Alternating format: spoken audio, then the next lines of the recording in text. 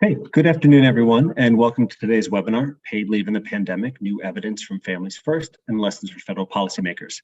My name is Sam Abbott. I am a Senior Policy Analyst here in the Family Economic Security Division of the Washington Center for Equitable Growth.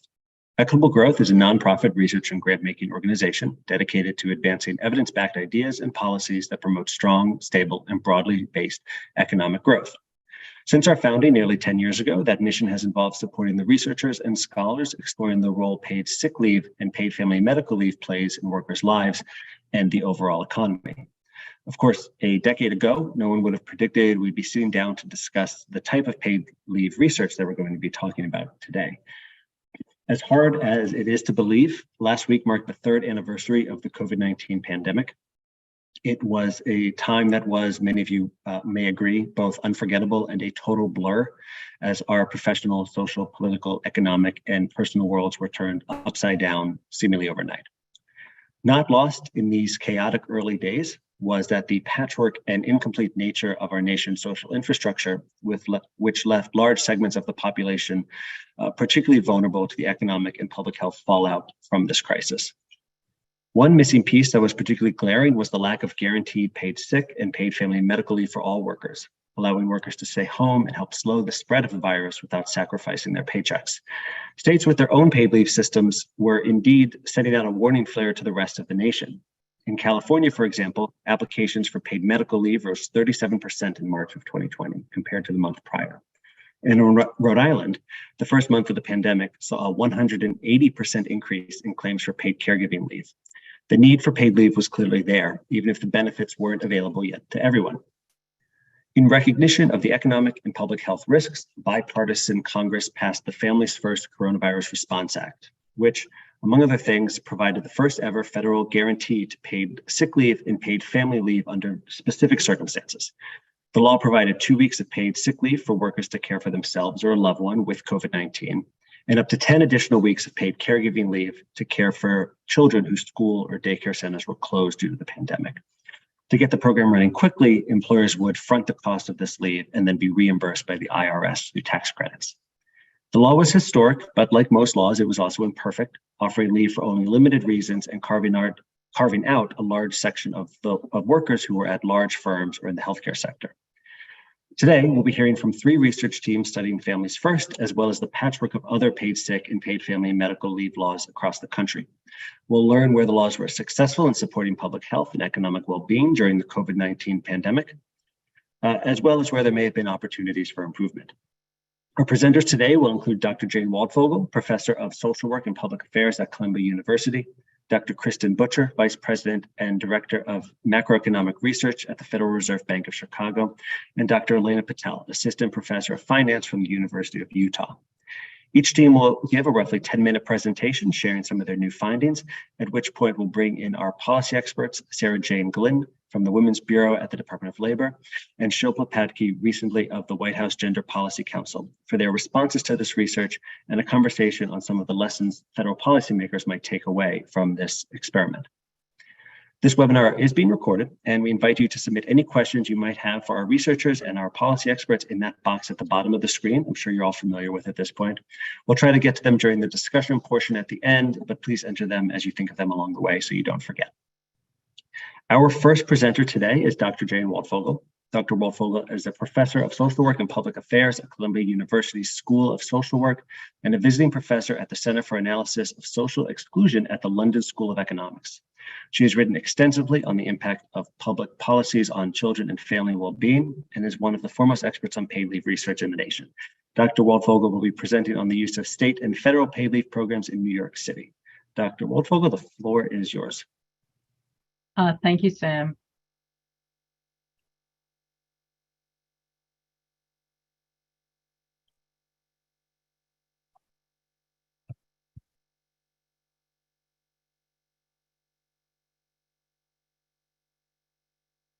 Can you see my slides okay? Yes? Yes, we can. Great, thank you. So I'm going to quickly talk about 2 different studies that provide some evidence about paid family leave during the COVID-19 pandemic. By way of background, I think I can go through this quite quickly. You all know we're the only rich country without paid family leave. The FMLA provides 12 weeks of unpaid leave for qualifying workers. And of course, some workers are covered by employer policies, but we all know that low-income, part-time, and Hispanic workers are less likely to be covered. 11 states in the District of Columbia and counting have enacted paid family leave, but that means that most of the workforce is still uncovered by paid family leave.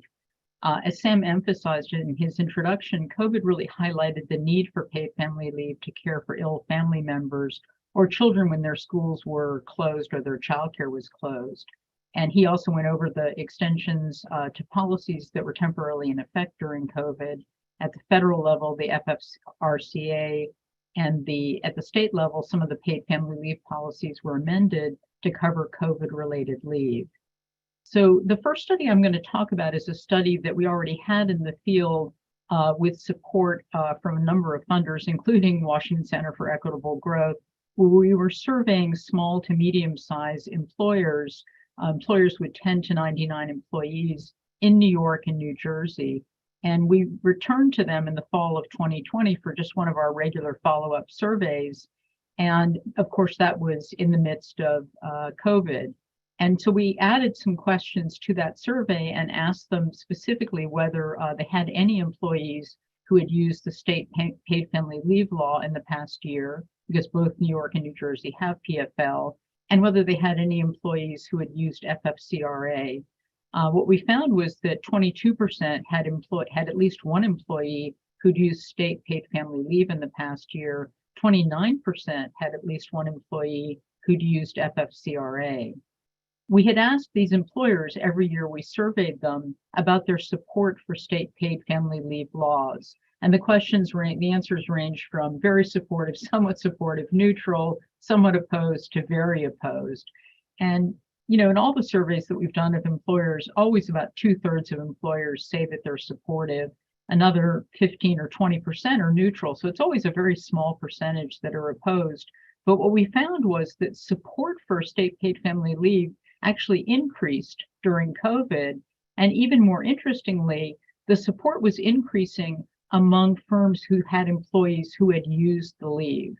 So employers whose employees had used state paid family leave during COVID were significantly more likely to support paid family leave and less likely to oppose it than they had been a year earlier. And this was actually especially driven by the smallest firms, those with 10 to 49 employees. Use of the federal law was also associated with increased employer support and reduced opposition, although the effects were a little smaller. Turning to New York City, here we also piggybacked on an ongoing survey. We, for some time now, with support from the Robin Hood Foundation, have been doing a New York City survey, a representative sample of New Yorkers, focused on poverty, hardship, and well-being. It's a longitudinal study of a representative sample. With support from Washington Center for Equitable Growth, we added some questions specifically about COVID and use of leave. So in January, in 2021 and 2022, we asked any respondent who had been employed since January 2020, so since COVID had started, if they'd ever had a need to take leave due to COVID. Not surprisingly, about a third said that they had had a need to take leave due to COVID. Disappointingly, under 18% had taken paid leave, whereas 9% had only taken unpaid leave, and almost 7% needed leave but didn't take it. And we also asked about, did you take leave because of FFCRA or PFL? And what you can see in this kind of busy table is there's a pretty small percentage of folks taking New York PFL or FFCRA leave. So it's there, they're taking it, it's fairly small percentage. You can also see that the folks who are taking it are more likely to be low educated, Black or Hispanic rather than white, part-time workers, and not so much hourly workers. So this suggests that people are using it, but not in large numbers. Unfortunately, among those needing leave, part-time and hourly workers were less likely than other workers to be taking paid leave, so they were more likely to be only able to take unpaid leave or to not take leave at all when they needed it. So we conclude from this that despite the availability of the federal and state emergency programs, disparities in the use of paid leave unfortunately remained. So where does that leave us across these two studies? COVID highlighted the need for paid family leave. It spurred federal and state governments to temporarily provide or extend paid family leave. The good news is that among small and medium employers in New York and New Jersey, a significant share in the 20% or more, 20 to 30%, had employees who used one of these mechanisms. And those who had such experience became more supportive of paid family leave laws. So just adding to the already considerable evidence that employers are actually okay with paid family leave. And as they get more experience with it, they become more supportive, not less supportive. The sort of not so great news is that in New York City, while a lot of people needed leave for COVID-related reasons, almost half of those who needed leave either took unpaid leave or didn't take leave at all, with only half of them being able to take paid leave. And disparities remain in those who have paid leave versus those who don't. So we conclude that we need more robust PFL policies if we're going to ensure coverage and equity in coverage. And I've been sort of emphasizing we, because this is joint research with a wonderful group, Ann Bartel, Maya Rawson-Slater, Chris Room, Meredith Slocum on the employer work, and in New York City, an equally fabulous and larger group, including Matt Maury, Kathy Neckerman, Chris Weimer, and many, many, many others. And thanks, of course, also to all the funders.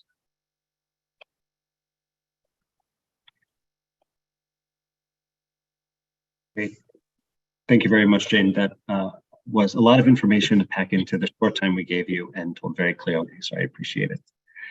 Next up is Dr. Kristin Butcher. She's the Vice President and Director of Microeconomic Research at the Federal Reserve Bank of Chicago, not macroeconomic, like I said earlier. So please don't ask her any questions about inflation or Silicon Valley Bank. I'm sure she does not want to answer those.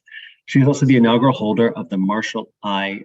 Goldman Chair of Economics at Wellesley College, and she has held the position as Director of the Center on Children and Families at the Brookings Institute, where she continues as a non-resident senior fellow and as a program officer at the John D. and Catherine T. MacArthur Foundation. She will be presenting her findings on her research on paid sick leave, which was written with Dr. Sari Kerr and Denise Sivril from Wellesley College as well. Thank you so much for that introduction. Yes, so I'm going to be talking about our work on COVID-19 and mandated paid sick leave. Can you see my slides? Okay.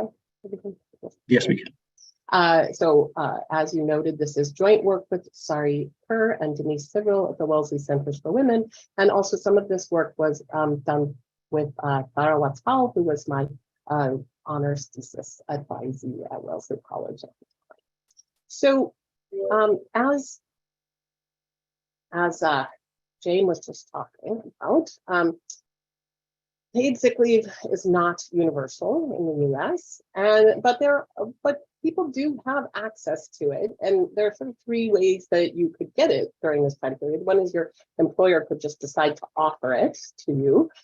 You could live in a state that had a paid sick leave mandate, or as was discussed when the FFCRA was passed during the coronavirus, was the first time when federal benefits were mandated and extended to different workers. But this is just a picture, a graph showing what types of workers and how much access to paid sick leave existed in sort of the last decade leading up to the pandemic. And as one can see, sort of in March in 2019, we have about 75% of civilian workers had some kind of access to paid sick leave. Now, it's worth noting that most of that would not have been enough to cover the 2 full weeks of sick leave that were recommended, or if you were to be isolating from COVID-19 and recovering from COVID-19. So, and it's also worth noting that this varies by type of worker. And so this is just showing the percentage of people who have access to different types of leave by quantile of the occupational wage distribution. And so it's clear that folks down at the lower end of the occupational wage distribution have less access to leave. And so one of the things we're going to want to keep in mind is how these different policies may have affected people who are at different parts of the earnings distribution. So leading up to March 2020, 14 states had mandated paid sick leave. You can see over here on the left, this table showing which states and when they went into effect. For those who are good at counting quickly, you'll see that this is more than 14, and that's in part because we're listing the places that shortly after, in this time period, extended those benefits. So we're going to look at how things differed between states with and without mandated paid sick leave over 2020. And then we're also going to be looking at how things changed after FFCRA was effective. So between those places where people may have already had sick leave, places where it's newly extended. It's worth thinking about how we might ideally think that sick leave could help during a public health emergency. So if people are ill or believe they've been exposed to an infectious disease, then they could stay home and limit contagion. And indeed, there's evidence from flu outbreaks that these paid sick leave mandates at the state level have in fact worked in that way. And of course, sick leave may encourage this kind of pro-social behavior by limiting the adverse economic impacts for the individual. The jobs are protected and there are limits to earnings loss. This is important maybe not just for the individual, but also for the economy as a whole by limiting systemic risks. We really think that there's something that is important in the employee-employer relationship, that people build up specific human capital. And when that displacement occurs, there is a real loss, and it can take time and be quite sticky to get things back on track.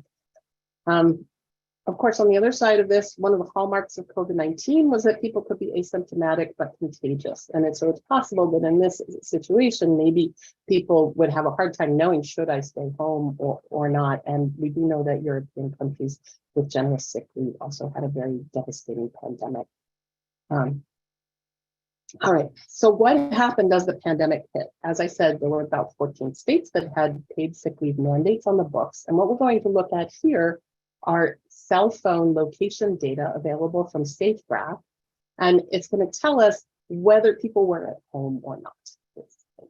I might as well look at the graph while I'm talking about it. This is adjusted for the location and the week. So what we're looking at is variations from where people typically are at that month, that day of the week in that location. And that's to adjust for the fact that maybe people are going to spend more time at home in Chicago, where I currently am, on a Sunday in December than in Florida in May on a Tuesday. Right? So what we can see here is that in January 2020, people in these paid sick leave states were a little bit less likely to be at home. Right? And then we've demarcated the big events during the COVID pandemic. The first COVID case in the country, a public health emergency declared, the first COVID death in the country, the national emergency order declaration, that's our stay-at-home order. And what you can see is after that national emergency order is declared, people who are in paid sick leave states start to stay home more. We start to see this diverge, and they stay up and they go up more sooner, and they stay above. And then we've demarcated down here where the FFCRA is effective on April 1st. So what does that tell us? Well, it tells us for sure that people in states with paid sick leave stayed home sooner and more than people in non-paid sick leave states. That could be evidence that paid sick leave helped. Or of course, it could be evidence that people lost their jobs, or that people in paid sick leave states are more able to work from home. Or that people who pass paid sick leave laws are also people who comply with stay-at-home advisories, or you can see where I'm going there. Lots of different interpretations, but that evidence does say that people were able to stay home more. It's also important to keep in mind that this is going to be far from a perfect natural experiment. What we'd like in these situations is for places to be stably different leading up to a change. And then there's just one change. And of course, there were many, many, many things going on. In this graph, we have the employment to population ratio on the left-hand side. And then on the right-hand side, we have deaths per 100,000.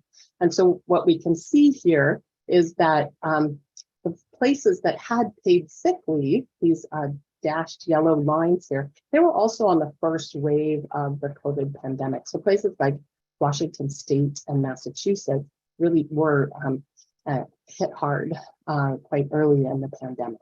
So this is going to make things a little bit challenging, but we're going to press ahead anyway. And this story that you see here is gonna hold out. That this red line is demarcating when FFCRA went into effect, and we can see that paid sick leave states had more employment prior to that. They plunged farther, and the places where there's newly extended sick leave seem to have a little bit higher employment after FFCRA is extended. Okay.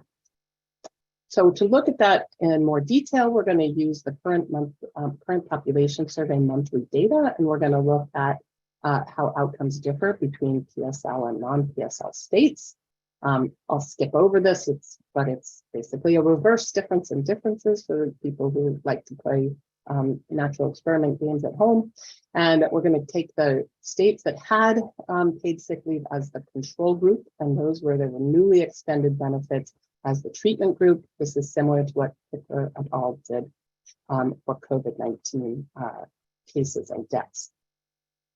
And here's basically what we find. Once we control for all the things that we control for, we again see that these states were quite similar leading into the extension of FFCRA, and afterwards, the places that get treated with these new benefits are more likely, people there are more likely to be employed.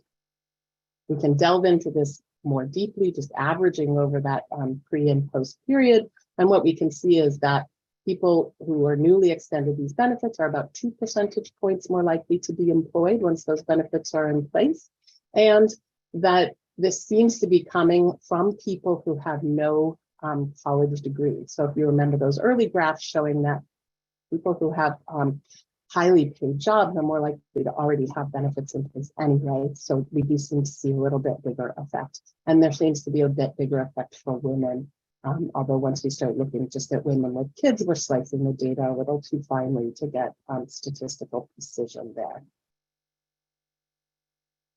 We also ask, there are many rich questions that are asked about why, if you have a job, why you're absent. And we don't see much evidence that people are disproportionately saying that the reason they're absent is because of childcare, illness, or family obligations.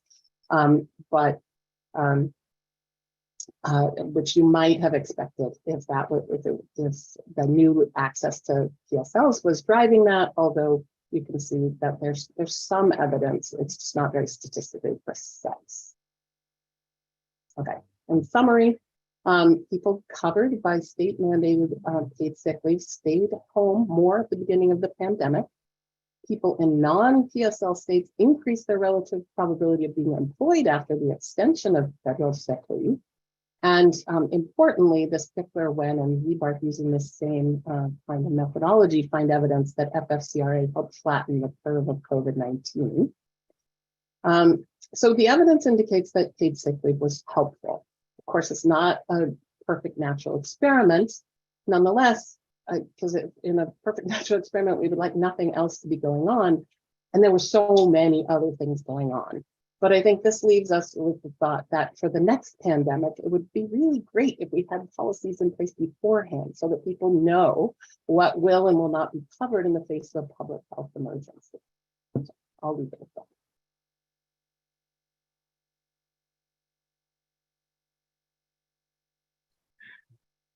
Great. Thank you so much, Dr. Butcher. We're going to turn to our last presenter, Dr. Elena Patel. She is an assistant professor of finance at the University of Utah's David Eccles School of Business. Her research is focused on public finance, corporate tax policy, and gendered labor market outcomes.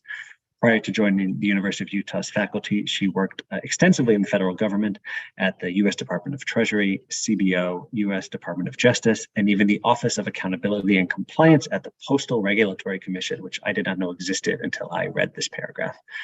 Dr. Patel will be presenting her research on how Families First may have impacted workers' leave-taking behaviors during the pandemic. And this work is co-authored by Drs. Tanya Biker of Middlebury College and Dr. Kristin Smith of Dartmouth. Thanks, Sam. I appreciate the introduction. And thanks to Jane and Kristin for kicking this off, because I benefit as being the last person meaning that I don't have to give you a lot of background on what we're talking about, because fortunately, we've had a lot of excellent background already on this policy and the context. So our study is really trying to focus on the emergency paid sick leave that was included in the FFCRA.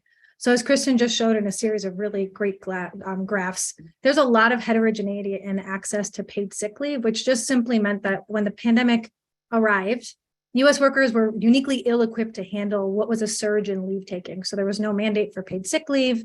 There's a lot of heterogeneity based on worker and employer characteristics. And as was unique in this pandemic, there was little to no access to paid leave to accommodate for things like childcare disruptions, which don't often arrive in such a strong need as they did during the pandemic. And so what the emergency paid sick leave did in the FFCRA is define a set of eligible workers. And I'm going to highlight this because this is actually how we're going to go about our analysis, is sort of leveraging the eligibility rules of the paid leave provisions. What's unique about this paid sick leave compared to any other paid sick leave that exists right now across states and localities is this was lifted up as part of a massive stimulus package that was implemented by the US government. And so, for example, paid sick leave at the state level or voluntarily provide paid sick leave by the employer is funded by the employer. So it's mandated that the employer provide it, and there's not usually a funding element that goes with it. The FFCRA was a stimulus bill, and so this leave was actually funded by the federal government. And so for all intents and purposes, it was money on the table available to employers to offer their employees. In fact, they were required to offer to their employees who were eligible access to this paid sick leave. And then there are two elements here. There's paid sick leave, which had 100% wage replacement up to 2 weeks. 2 weeks is actually very long, so most of the paid sick leave mandates at the state level are up to a week. And we think on average, workers who have access to paid sick leave have about a week available to them, sort of stored up in their paid leave bank. So this is actually a very big expansion of access to paid sick leave. And then sort of unique in this bill, again, sort of outside the context of any other paid leave, is the access to paid childcare leave, which came at a slightly lower wage replacement rate, but was for a much longer duration. And again, fully funded by the federal government. I think what's a puzzle in this space right now is that early evidence, I say early, it's 2023. However, it's tough. You need a post period in order to understand what's going on. So it's tough to evaluate these effectiveness of these programs right as they're coming online. But early evidence at the start of the pandemic really suggested that people weren't aware of, again, this free access to paid leave that they were mandated to have access through the FFCRA legislation. So there are, for example, public opinion surveys that were conducted early in the pandemic that said fewer than 30% of employers and 50% of employees even knew these credits existed. Using administrative tax data, Lucas Goodman at the Treasury looks on the employer side to see who claimed these credits in the tax data. And his estimates are that fewer than half of likely eligible firms participated in the program at all, which really doesn't square with the notion that the sickness and illness that came with the pandemic was widespread. So we certainly don't think it was only workers at large employers who were sick or only workers in certain states. This allowed you to take paid leave when you were home and isolating. And so it's puzzling that we don't really have a good sense of how successful this program is. On the back end, GAO and others have done some ex post analyses of the successfulness of these credits. And the cost of the credit is right now sits at about 10% of the original projections. So the original CBO cost was over $100 billion in credits in 2020 and 2021. And using the tax data to just measure how many credits employers took, it was only $9.8 billion in credits in 2020 that were claimed.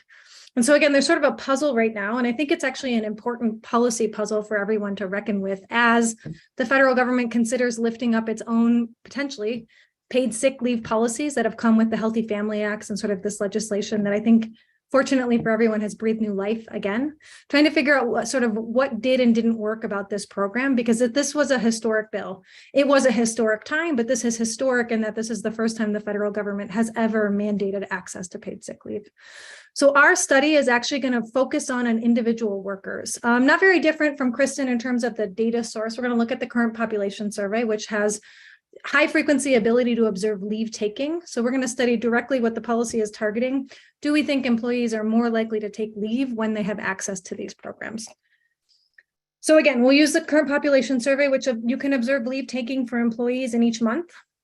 So it will ask in the last week, did you take leave? You can even see if it's paid or unpaid. We're going to focus our analysis in the early months of the pandemic on those who were employed, because of course you can't take paid leave if you were not employed. So that's going to be an important restriction for us. And then we're going to implement a comparative analysis. It's called a triple differences. If you see people present these sort of analyses, it's us trying to take what is a really complex situation and identify where there are elements of natural variation to identify the effect of the leave. And so we're going to do a couple of things. We're going to compare leave taking behavior in the months before and after the pandemic in 2020. Okay, we'll compare that to 2019 and 2018, where there are just general seasonal patterns in who tends to take leave. And so the assumption would be these seasonal patterns would have been the same if not for the pandemic. And then importantly, we're going to add another comparison, which says, okay, employees who worked at small firms were eligible and employees who worked at large firms were not. And so as long as the effects of the pandemic are not differential for large and small employee firms, then that allows us to identify the effect of the access to the paid sick leave on take up of paid sick leave. And then finally, there's another provision of the leave which had a carve out. And so if an employee was able to telework, they were not mandated to have access to paid sick leave. And so we use another paper by Hedgenis and co-authors that identifies which occupations are more and less telework compatible to really focus in on the group of employees who are directly affected by the policy. So I'm going to show you these in a series of graphs. Hopefully this is the easiest way to see what's going on. On the left, again, this is echoing what Kristin showed. The pandemic was a very uncertain time, and especially at arrival, it induced a huge increase in the need for leave taking. And so the graph on the left is just showing how different are leave taking patterns in 2020 in each month compared to 2019 and 2018. And what you see is a large rise in the likelihood of employees reporting that they're on leave in April compared to those months in 2018 and 2019. Of course, that's not the effect of the FFCRA, that's the pandemic and everything that happened in April. And so what we do on the right is add this extra comparison, which says, okay, is this pattern on the left different for employees that worked at large firms who were ineligible compared to small firms who were eligible? And what you see on the right is actually a reversal of a trend that's happening in general during the pandemic, which looks like on the left, that the pandemic induces a spike in the need for leave taking in April. Since most workers only have access to about a week of stored paid sick leave, it doesn't take much to knock everybody out of their equilibrium. They use up their leave in April, and then they don't have leave available to accommodate what are typical needs for leave taking that arise throughout the rest of the year. And so what our graph is showing on the right is that not only can the workers who are eligible accommodate April in the same way that workers who are ineligible, but what happens is they must be using their emergency access to paid leave because they're able to then take typical seasonal leave taking or accommodate this leave taking that usually occurs during the rest of the year for childcare reasons, to accommodate sort of winter flu illnesses or allergies, all of these things that might mean that a worker needs to take paid sick leave. And so our analysis suggests here in this graph that those employees who had access took leave in April and then reversed the trend that would have happened if they had used up all of their leave in April because they simply did not have a lot of leave stored up.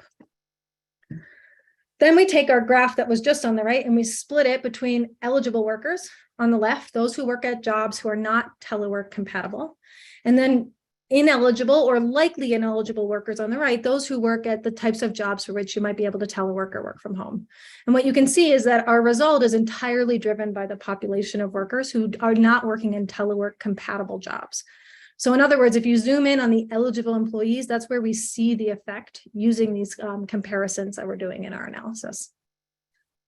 The last thing we try to differentiate, which is difficult in these data, of course, employees report reasons for leave taking, but there's a kind of an other category that can make it hard to distinguish sick leave taking from childcare and sort of other personal obligations. And so we split our results according to some things that you might think are highly correlated with the need to take childcare leave. So for example, women are more likely than men to be the primary childcare provider. And when we split our results in the top by men and women, we don't actually see differential behavior by gender in terms of who's affected by access to emergency leave, which would be consistent with this leave being used for sick leave. I don't remember myself at the start of the pandemic that it was men who were overwhelmingly likely to get sick. There wasn't a gender split. And right now we don't see a gender split in our results for the effective access. And then again, on the bottom, we can cut households in the CPS based on those that do and do not report whether they have a child in the household, which would, again, if you have children in the household, you're more likely to need to take childcare leave. And again, we don't see sort of expected heterogeneity in these results by things that tend to correlate with an increased need for childcare during the pandemic. So this evidence actually squares with administrative tax data evidence. In the administrative tax data, you can see the reason for leave taking because, of course, the wage replacement rate is different. And so in the tax credit data, you can see if employers were claiming credits for sick leave or for childcare leave. And the tax data suggests that this policy was effective, maybe not as effective as we would have liked, in increasing the need and the use of sick leave credits, but not effective in increasing the use of these childcare credits.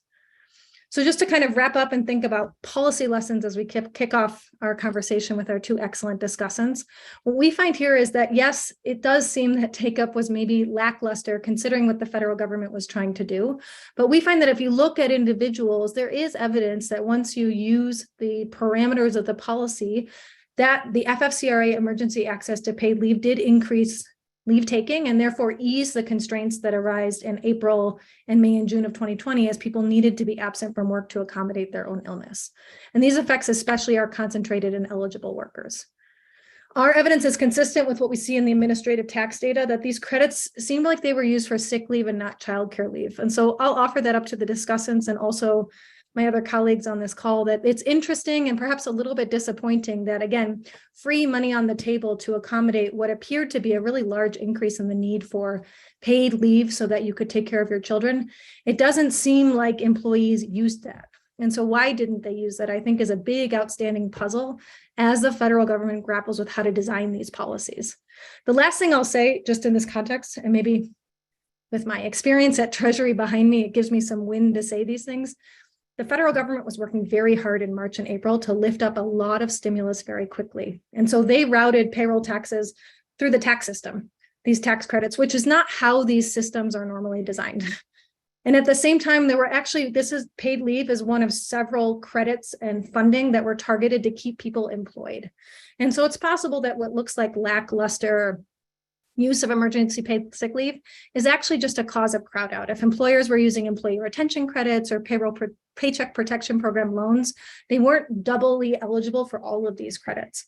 And so another analysis that needs to be done is a bigger picture analysis of the scope of the FFCRA and exactly what it didn't do for employees on the whole. And it just makes it hard to identify individual elements of the FFCRA because they were all working together to increase and keep people employed with their employers during the pandemic. Thank you. Great, thank you so much. We are going to reconfigure our spotlighting here and bring in our two discussants. First is Sarah Jane Glynn. She is the Senior Advisor for the Women's Bureau, Department of Labor. She is a labor sociologist and a policy analyst with experience working at the national, state, and local level. Prior to joining the Department of Labor, Glynn was a senior fellow with the Women's Initiative at the Center for American Progress, where she previously held the role of Director of Women's Economic Policy. Also joining us is Shilpa Padki, who most recently served as the Deputy Director of the White House Gender Policy Council. In that role, she led all domestic policy efforts on gender equity, including reproductive rights and family economic security. Before joining the Biden-Harris administration, she was Vice President for the Women's Initiative at the Center for American Progress, where she oversaw policy development and analysis, as well as advocacy and outreach on women's health, economic security, and leadership. This is, of course, just a fraction of both of their very impressive resumes. I think we are starting our conversation today with Sarah Jane. Thank you so much, Sam. And thanks to the presenters. I'm so happy that I got to learn more about your research and read about the work that's in progress and what's already been completed. I think this is a really interesting area of study. I'm going to talk just very briefly about how we should be thinking about the research that we heard about today from my perspective, and also just some thoughts for research moving forward. And then I'm going to kick over to Shilpa to talk a little bit more from a policy perspective.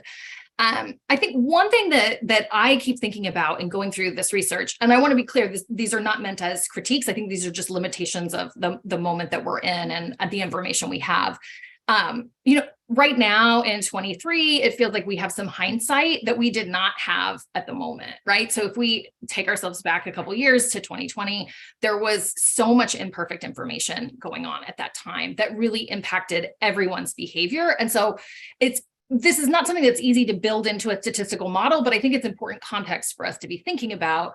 Like Kristin said, this was not a perfect natural experiment. There were a lot of changes happening all at the same time, and things were moving really quickly.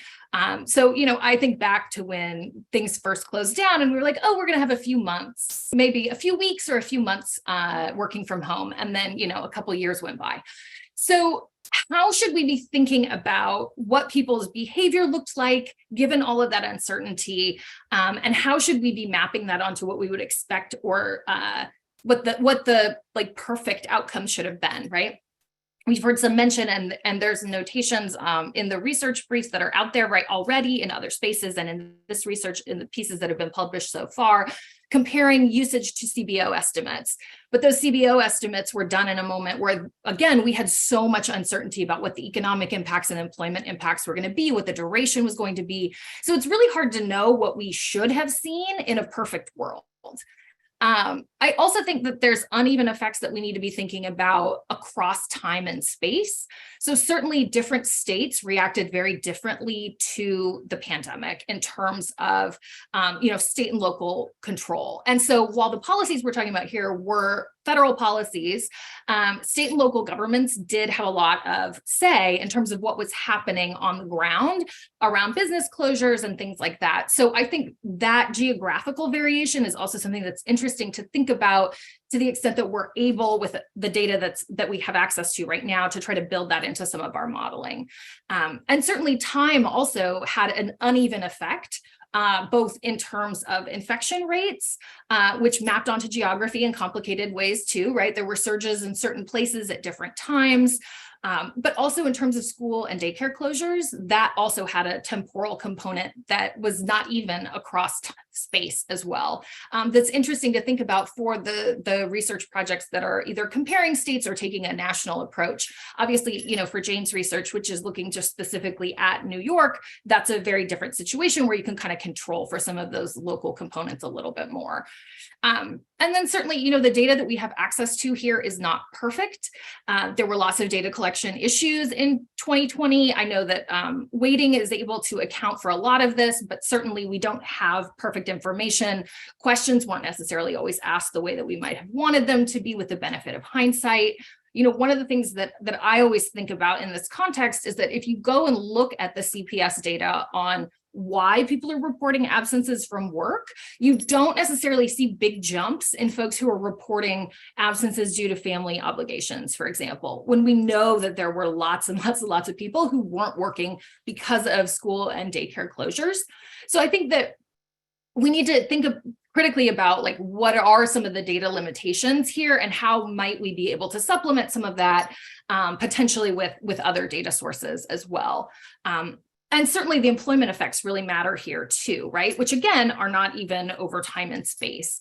So I think, in this instance, looking at employment rates is a lot more important than looking at labor force participation, particularly given the role of UI throughout this time period, because you can't take leave from your employer if you aren't currently employed, right?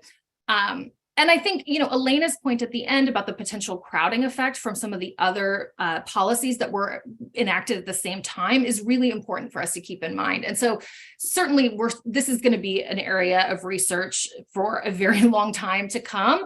But it will be really interesting to see, to the extent possible, as more administrative data becomes available and as there's additional changes in terms of what we have access to, can we start to differentiate between the role of the PUA system and PPP loans and how that overlapped with the emergency paid leave provisions? Because I think that in my view, at least, if you want vulnerable workers to be gaining access to the money that they need to pay their bills, it's less important which program they're getting it through and more important that they're actually getting it, right? And so it would be useful to be thinking about this really holistically to the extent that we're able to. And then finally, I think the lack of information is a really important piece here, both in terms of whether or not folks knew they had access to these benefits, and that's from both an employer and an employee side. But also people didn't know how long things were going to be the way they were. And so there was, I think, also some hoarding of leave. And these are things that we can't, again, necessarily build into our models, but that are interesting context. And that I think, some additional qualitative data might help get at some of these questions about why did behaviors look the way that they did? What were the actual limitations? Was it because people just didn't know this was available? Was it because they had bad employers who knew it was there but wouldn't give it to them? Were they afraid of retaliation? Were their employers not aware? Were they just saying, I'm going to wait because I don't know how long this is going to go on for, and I don't want to use up all of my bucket of leave here in the beginning. I want to make sure it's there for me, in the winter or whatever. And then situations changed, and by winter they didn't need it. So I think that, again, like all of this is really hard to build into a statistical model, but would be useful things for us to kind of think through as we're building out research projects moving forward. So I'm going to stop there and pass the mic over to Shilpa. Great. Thanks, Sarah Jane, and it's so great to be with you all today. And thanks to Equitable Growth for hosting such an important conversation. It's hard to remember what we were doing 3 years ago when we put these bills together. We talk a lot about, building the plane as we were flying it, which is what we were doing in real time. And I think SJ is exactly right. The situation on the ground was changing every day as we were literally writing the legislation and learning about new things. And so I'm going to run through a couple sort of big picture lessons, I think, that we have to take forward. And I guess the caveat I would have is some of these lessons we knew as we were working on the legislation. It wasn't like we had no experience with different types of paid sick and paid leave programs. But there's also the sort of context of the political will around, what you want is the gold standard and what you think you can get across the finish line. So these are lessons that some of them we knew, but I think have sharpened in terms of where we go. So first, I think we all agree we were really unprepared at the beginning of the pandemic. Not having a national paid leave or paid sick days policy put us at a disadvantage. Right, the way the legislation was written was to amend the FMLA, the unpaid leave, and we had no means for getting coverage and dollars out to people quickly in a way that if you had had a national program, you would have been able to stand up, right? And so we went through a tax credit system because we thought that was the fastest way to give people the assurance that that leave was guaranteed and that they could take it, and by ensuring that sort of continuation of work. So I think there's, a lot of agreement on the need and sort of where we were. A couple lessons I will just go through quickly. One, we have to be really wary of exemptions and sunsets. Those are the two that stand out to me. While many workers were covered, and there were some really innovative practices in terms of covering part-time workers and self-employed, not having tenure requirements, we also carved out and exempted a lot of workers, like those that worked for large firms. That made it really hard to do some basic things like outreach and education, because it was just challenging to try to capture the audience that really needed the leave. The sunsets. Duration, I think many have talked about. It was challenging to know how much leave you would need and when you would leave it and when you would need it and how long the pandemic would continue for. So thinking about things like automatic triggers to me is really important because as many of you know, the program ended up sunsetting, which we thought, was a long horizon, but really the pandemic wasn't over in December of 2020. We're not even near there. A couple other things quickly. People need leave for all sorts of different reasons. We always knew that. That's why the paid leave programs were designed to cover self-medical and caregiving. But I don't think we realize how much one individual might need all of those types of leave at the same time or close, that you might get sick and also need to caregive. And so I think it really hones in on why we need those different purposes. And then a couple things, I guess, quickly. We all know, but I'll just repeat them. The importance of job protection, how much people really need that assurance that their job would be protected. The use of how we define family. The pandemic really pushed who might need to give care out of your sort of traditional notions. thinking about things like wage replacement rates, the childcare leave being replaced at a much lower rate than the sick leave. How did that impact people's time? And then the last piece, which I think is the most important, outreach, education, oversight, and enforcement. Those four, I think if we had been able to be a little bit stronger on all of them, making sure that we had deeper outreach, greater education to both employers and workers, and that the programs themselves had built in more oversight and enforcement, we might have seen greater rates. So that's just a little sampling of some of the pieces I think are really important to think through, and I can turn it back.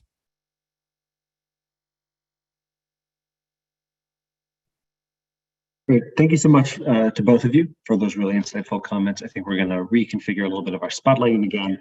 And in the meantime, I guess I have a question I'd like to start with that's sort of open to the whole group, which we've already started to discuss, building on Dr. Patel's sort of puzzle piece, right? That we had expected a certain level of usage of these programs, and we've talked about some of the reasons why that might not have been the case, including from outreach, education, enforcement, and oversight. The four bullets that you mentioned right at the end there.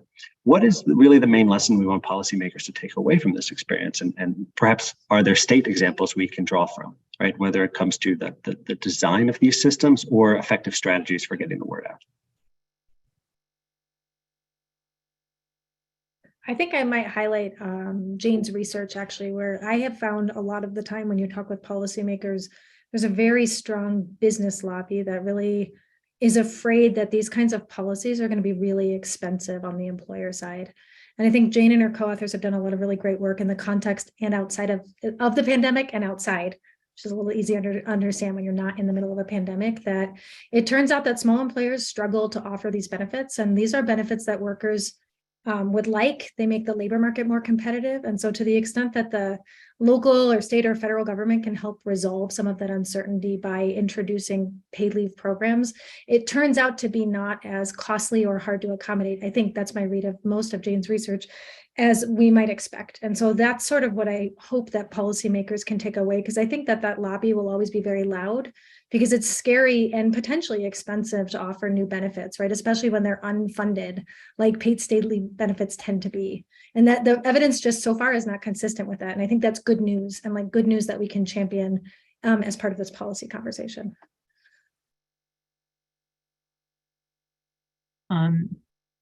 I think the other thing that I was struck by was Kristin's one of her earliest graphs showing contrasting the states that had state paid family leave laws and those that didn't, and the higher leave usage in the states that had these leave laws. Another thing that we sometimes hear about paid family leave is that there's not really a need for it, because lots of people have coverage from their employers. People can use vacation time, they can use personal time. Why do we need these state laws? And so I think just as a simple demonstration of that actually there are people who don't have leave coverage at their employers, and that these laws make a difference in terms of leave usage. It's kind of obvious to us, but it's not obvious to the world out there.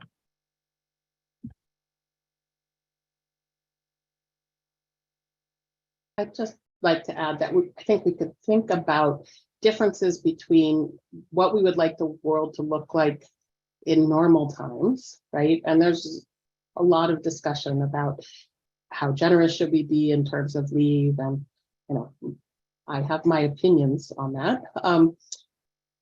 But during pandemic times, right, we really needed a way to get people to not go out and get sick, and we needed to assure them that they weren't just going to starve to death in their homes. And so I think there were probably going to be a lot of agreements about what should we do in extraordinary times, or at least it seems like there should be. And so thinking through that, I mean, if you think about the unemployment insurance system, we immediately had to run around and try to find COBOL programmers or something, because so many of those systems hadn't been updated. We don't want to be doing that in a time of crisis. And so I think this is a moment when we should be thinking about how to prepare for the next one.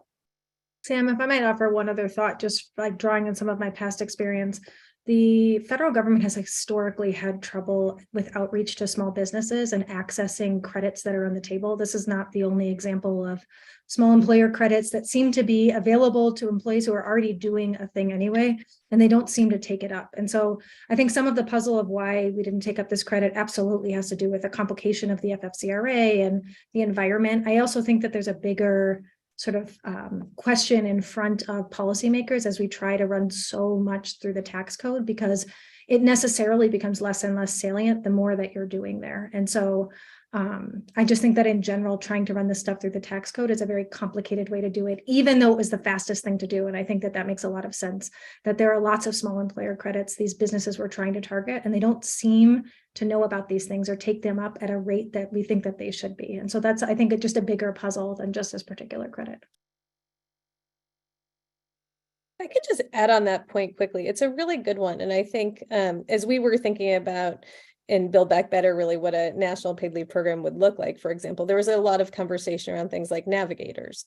And I think, we saw that in the healthcare system, but in a moment of a pandemic, like what would the difference have been if we had, a caseworker type system to really take people and take them through the process, especially for small business owners, and help them figure out their eligibility, and for individuals as well. I think part of the challenge with the pandemic was the intensity of everything that was happening at the same time, right? In terms of the healthcare crisis, the ability to get tests. How often were you supposed to test? If you could go back to work, stay at work. I mean, as Kristin, there's just a lot going on. And so I think, it may point to some of those basics that we've learned in other policy experiments of how to really do this and how to do that outreach and education, but that is personalized and can really make a difference. And I think if I can just jump on quickly too, I remember talking on the phone to my dad, who was still a small business owner in 2020. And I was telling him about these policies, right? Because he didn't know.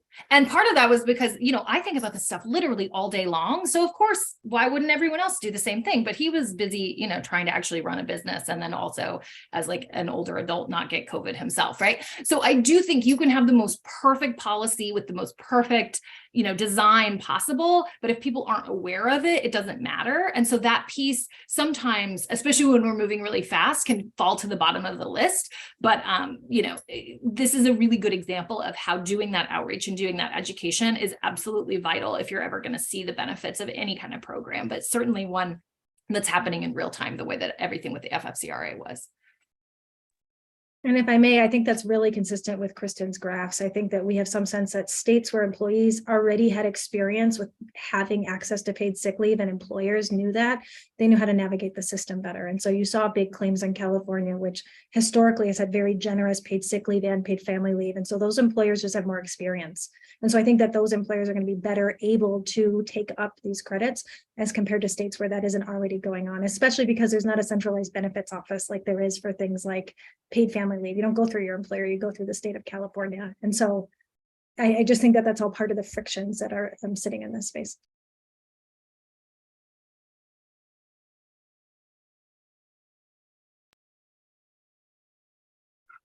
Well, we have just a minute or two left, but since we love research here, I did want to end more on a research question. A little open-ended, but we're now 3 years after the COVID-19 pandemic, about 2 years and a couple months since this program expired as a guarantee to workers. The tax credits lingered on for a couple extra months. Is there still more we can learn from this experience, and what else do we need to know? And for our research teams here, how do we go about answering some of these questions that have been raised? SJ, you mentioned qualitative research, which is something that I found myself really wishing we had a whole lot more of as we were listening to these conversations and really speculating about, what are the causes of some of these trends. I'm wondering if anyone else has other thoughts or examples. I have one. SJ mentioned a little bit about the hoarding of leave and the childcare leave in particular. And I think we really don't know enough. I mean, we saw the labor force rates that September when 800,000 women left the workforce. But, you know, when something is so unending, you know, sort of what did it feel like in that qualitative piece around, you know, whether it was hoarding or not. And then the other piece around sick leave, I'm really curious about, you know, how many folks really rush their recovery. And what do we know about that experience, you know, later down the path? Because I can imagine, especially depending on the variants, you know, some people are asymptomatic, some people are very sick. How do you sort of, how do you know who pushed through harder than they needed to because they needed those wages so desperately?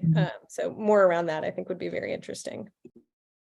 Yeah, and I always would like to know more about employer experiences and those employers who used it, who learned about it and used it. How did it go for them? Was it cumbersome? Was it useful?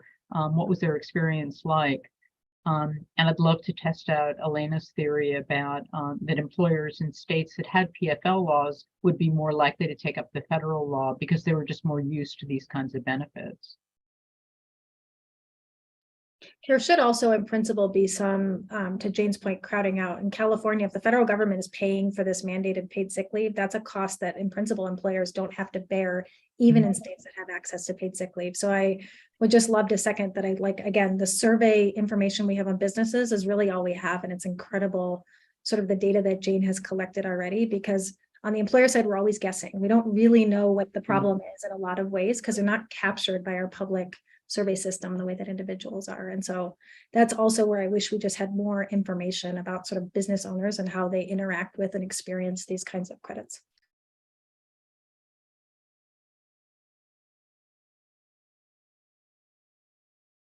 Great. Well, it is about 1 minute after the hour. I see our attendance starting to tick down as folks move on to other meetings and events.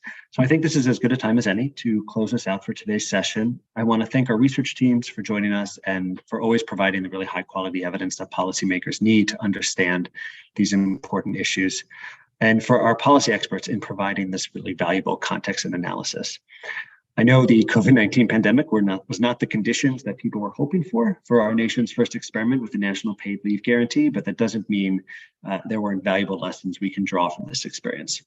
Building on a comprehensive and equitable paid leave system for all workers that all workers can benefit from, and as we've learned and discussed, communicating these programs effectively remains an important goal for policymakers as we transition from this present public health crisis and start looking towards the future. Of course, I want to thank everyone who joined us today and for your interest in paid leave research. We hope to see you again at the next Equitable Growth event in the near future. Thank you, everyone, and I hope you all enjoy the rest of your afternoon.